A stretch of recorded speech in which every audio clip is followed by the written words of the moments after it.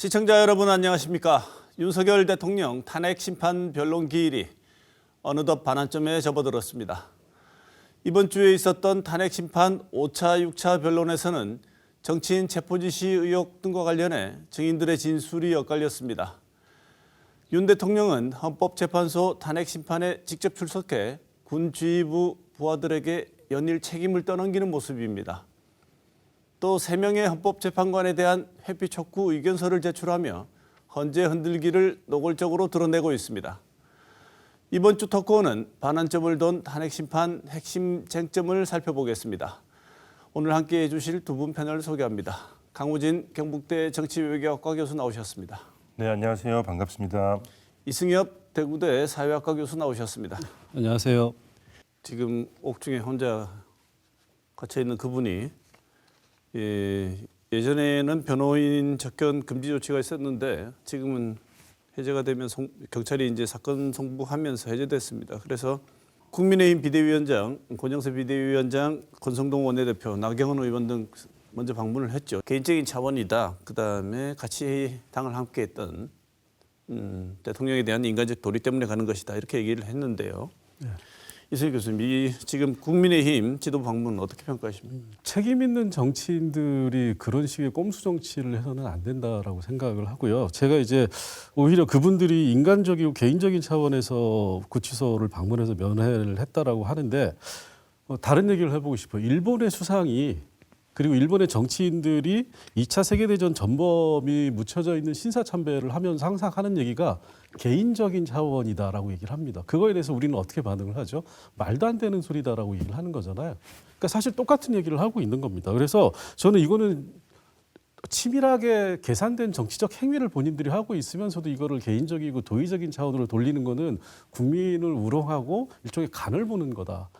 그래서 이거는 이 정치적 행위가 갖는 의미는 뭐냐면 사실은 탄핵에 반대한다라고 하는 거를 공식적인 어떤 국민의힘의 당론으로 가져가고 싶어하는 어떤 의지를 보이고 있는 거고 이게 이제 일종의 면회를 통해 가지고 탄핵에 좌절해 있는 보수층들에게 일정한 메시지를 저는 보내는 의미가 있다라고 생각을 합니다. 그래서 우리는 윤석열을 버린 게 아니고 아직도 우리는 윤석열을 챙기고 있다라고 하는 거를 보여주는 거고 그걸 통해서 보수결집이라고 하는 정치적인 어떤 행위를 이미 하고 있는 거죠. 강원준 교수님 어떻게 보시나요?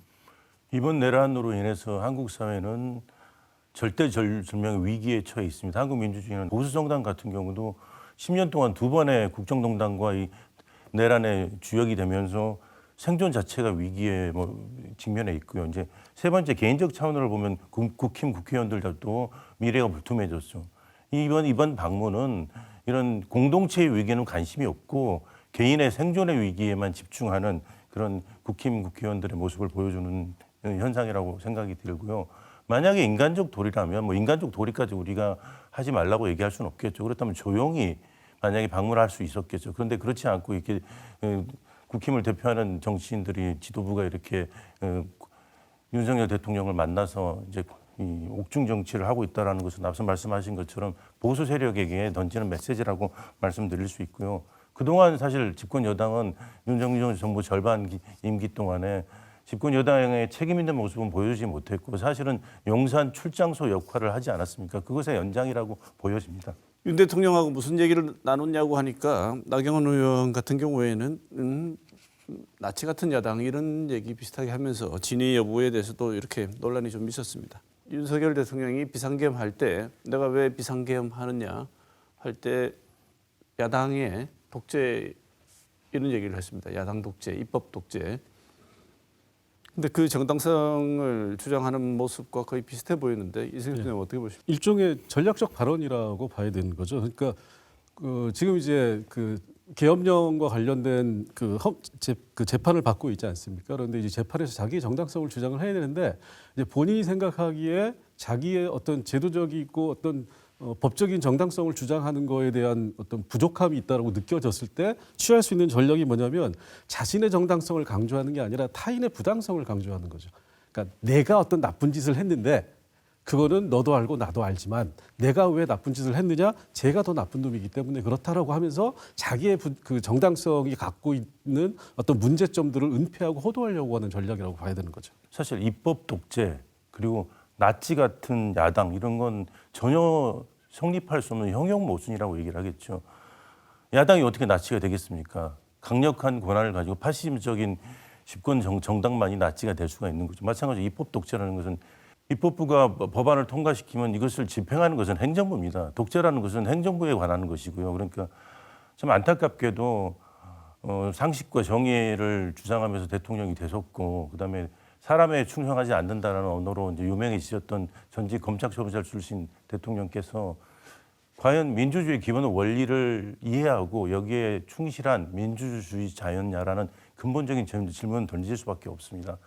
아무리 인기가 많은, 아무리 카리스마를 가진 대통령이라고 하더라도, 행정부라고 하더라도 만약에 선거에서, 중간 선거에서 패하거나 야당이 더 많은 권한을 가지게 되면, 의석을 가지게 되면 야당과의 협치는 불가피합니다. 그것이 민주주의가 작동하는 기본적인 원리인데, 대통령은 국민들의 의사에 의해서 압도적으로 야당의 힘을 몰아주는 이 현실을 받아들일 수 없기 때문에 이것을 그런 형용 모순에 전 세계 듣기도 힘든 그런 새로운 단어를 통해서 정당화하고 있는 것은 앞서 말씀드린 것처럼 더 나쁜 놈이 있어서 나는 어쩔 수 없었다. 이런 황당한 논리로 자기 정당화를 하고 있는 거라고 말씀드릴 수 있겠습니다. 네. 지도부 면회 끝나고 난 뒤에 그야말로 줄을 서고 있다고 합니다. 약 30여 명이 대기를 하고 있다는데 자, 왜 이럴까요? 윤석열 대통령에 대한 면회라든가 이런 것들을 보는 거는 보수들의 결집이라고 하는 현상이 나타나고 있는 거고, 이게 이제 이전 탄핵과는 좀 다른 양상이 보여지는 겁니다. 그러니까 소위 말하는 표가 되는 지지율이 보수 쪽에서 지지율이 회복되는 모습을 보이니까 이제는 어느 쪽으로 줄을 서야 되겠다라고 하는 생각이,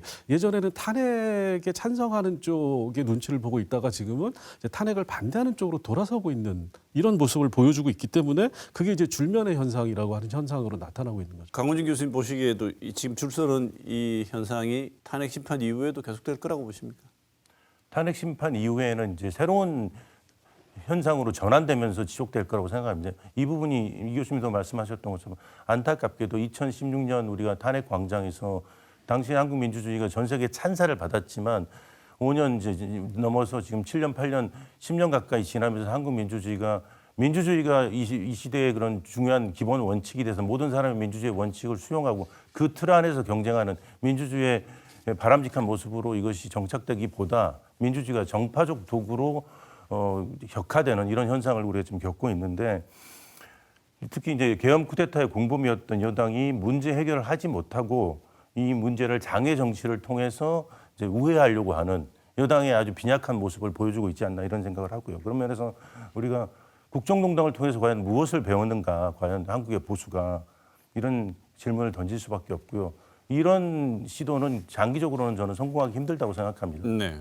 대구 경북 지역이 이른바 보수의 심장인데 우리 지역의 정치인들이 탄핵 정국에서 보이는 행보, 그리고 밖에서 보고 있는 것과 실제로 내부에서 이렇게 문의 보시는 우리 지역의 실제 민심이 어떻게 평가하시는지 듣고 싶습니다. 지금 우리가 목도하고 있는 현실은 좀 안타깝게도 가치 보수가 아니라 권력 보수였던, 그리고 권력 보수가 본질인 지금 대구 경북 정치인들의 모습을 보고 있다라고 생각하고요.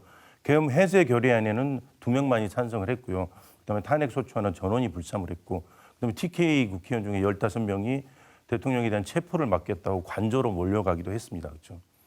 이런 퇴행적인 행보는 특히 윤 대통령 탄핵을 맞이해서 이제 TK 유권자들이 위협을 느껴서 일시적으로 결집하기 때문에 이걸 기반으로 자신의 생존을 도모하는 그런 단기적 전략이라고 말씀드릴 수 있을 것 같고요.